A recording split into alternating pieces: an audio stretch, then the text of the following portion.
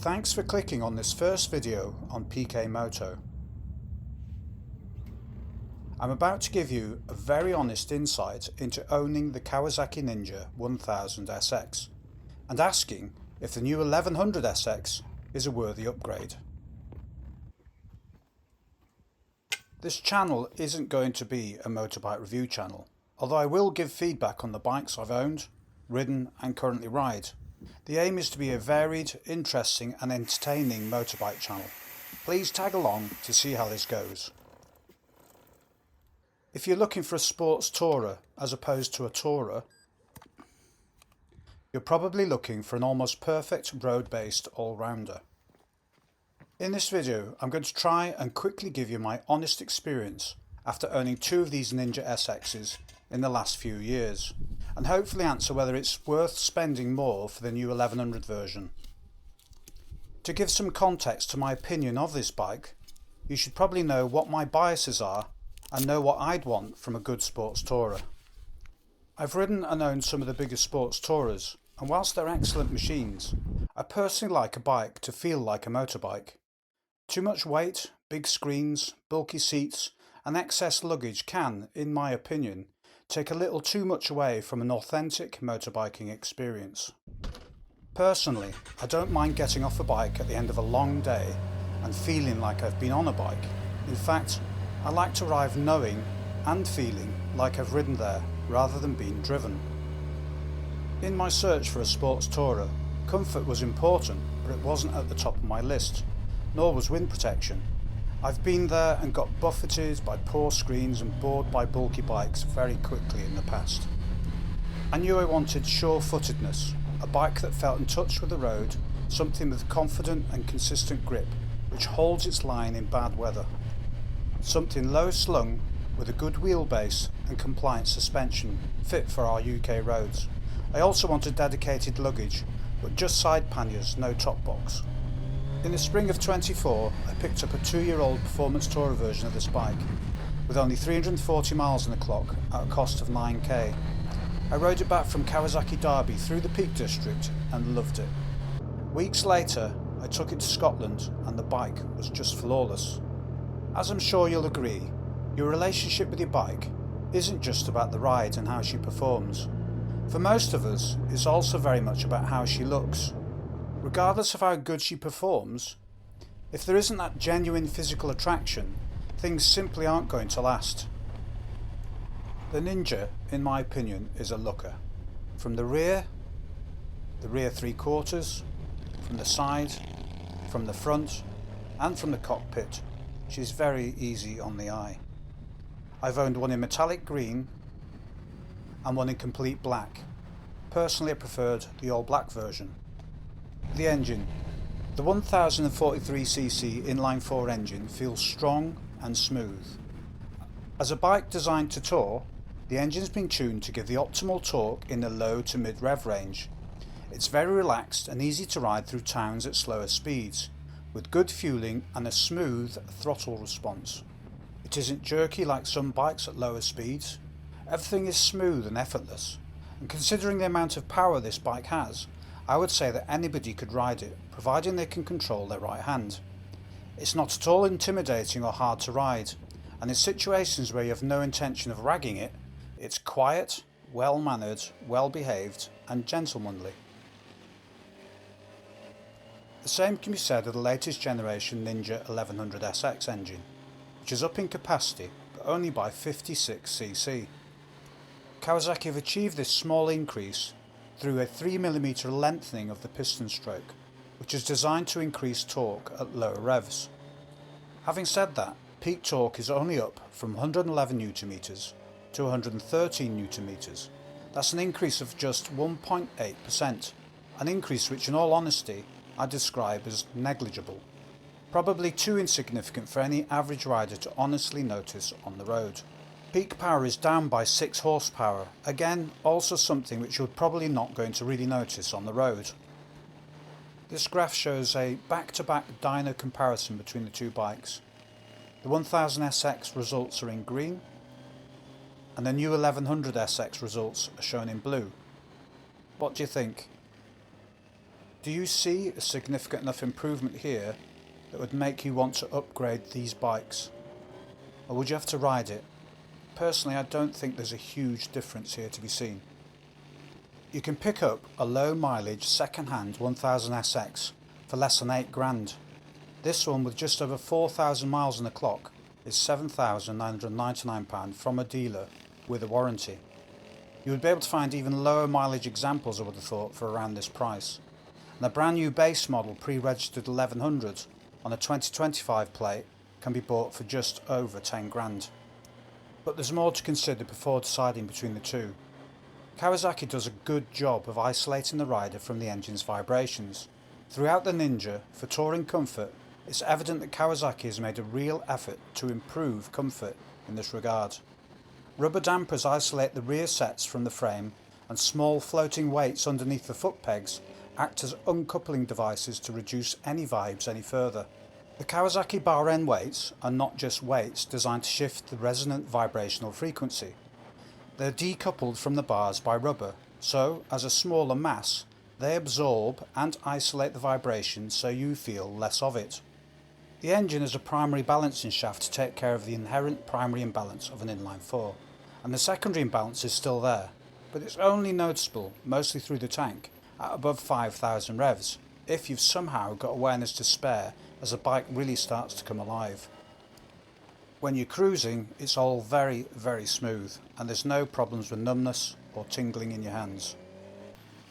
The marketing for the new Ninja 1100SX boasts of less vibration, claiming to have a new improved counterbalance shaft for improved smoothness and reduced vibes.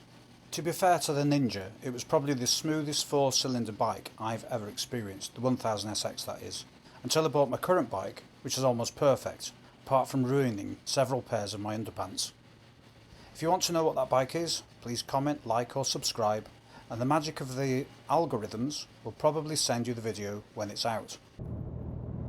One of my only genuine minor gripes with the 1000SX is related to the gearbox. I personally found it to be a bit short geared, which helps with acceleration, but on a good sports tourer, especially with this engine, which delivers good torque all the way through its rev range, it really needs gearing in the 5th and 6th gears to be taller. At motorway cruising speeds of 70 to 80 miles per hour, she's revving just a little too high. At 75 miles per hour, she's revving at 5,000 RPM and starting to buzz while you're sat there wishing you had another gear.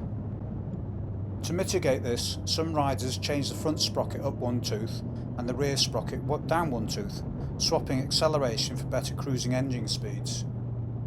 And Kawasaki must have listened to the riders' feedback here, as the new 1100SX has been designed with 7% taller 5th and 6th gears for improved motorway engine speeds. They also dropped the rear sprocket one tooth from a 42 to a 41 for the same reason.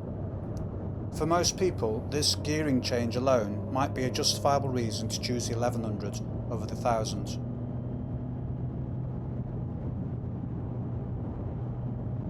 The 1000SX quickshifter works at its best and smoothest when changing up to 3rd gear and above when the engine is under load and revs are around about 3 to 4k and above.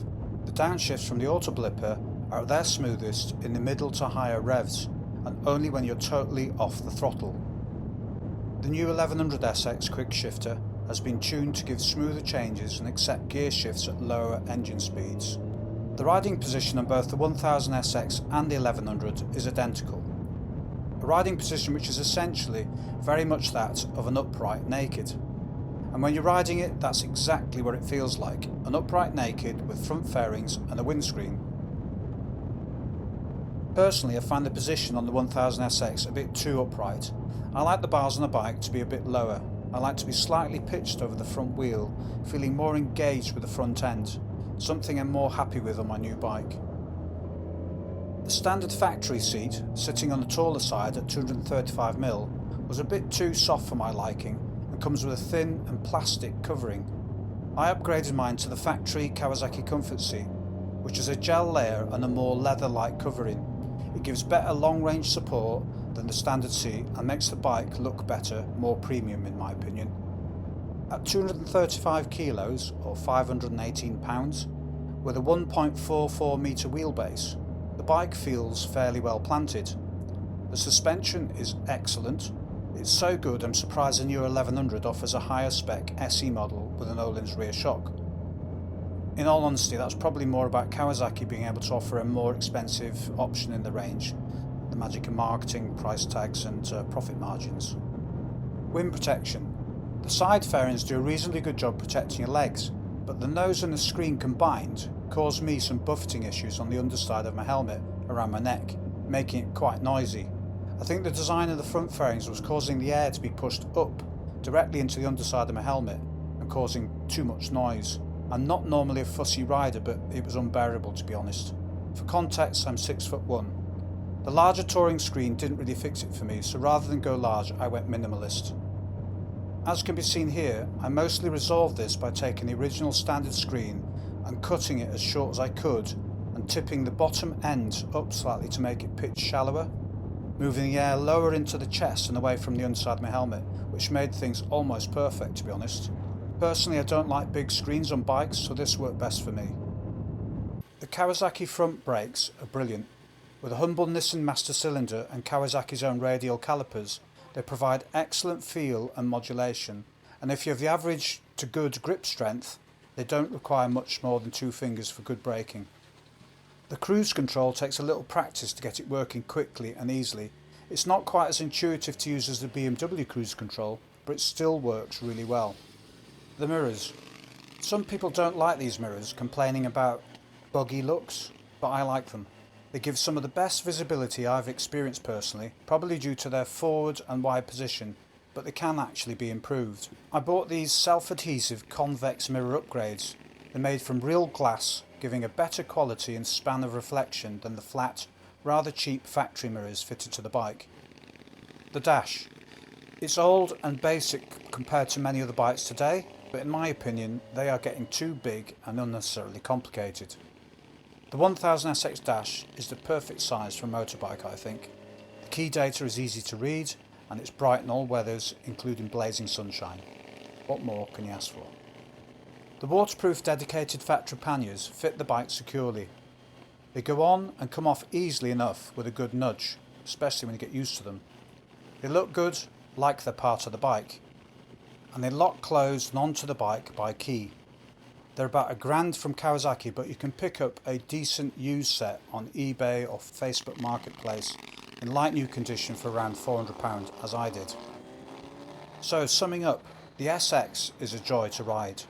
The build quality is excellent. It offers probably the best all-round package of power, comfort, quality, looks, equipment and price to the current lineup of Lita sports tourers. If you want a very well engineered, smooth, versatile and good looking sports tourer with Japanese reliability that offers great value for money, I definitely recommend this bike for anyone's shortlist. If I hadn't found my current bike, would I spend more to get the 1100? I'm not sure I would, but if I did, it would probably be for the gearing upgrades. If you found this video helpful, please help me by subscribing to this new channel.